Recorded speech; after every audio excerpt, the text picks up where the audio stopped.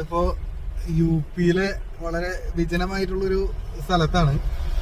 വിജനം എന്ന് പറഞ്ഞു കഴിഞ്ഞാല് ഇത് യമുന എക്സ്പ്രസ് വേയിലേക്കുള്ള ഒരു റിംഗ് റോഡാണ്. അതായത് ആഗ്രയിൽ നിന്നും ഡൽഹിയിലേക്ക് പോകുന്ന എക്സ്പ്രസ് വേ ആണ് യമുന എക്സ്പ്രസ് വേ.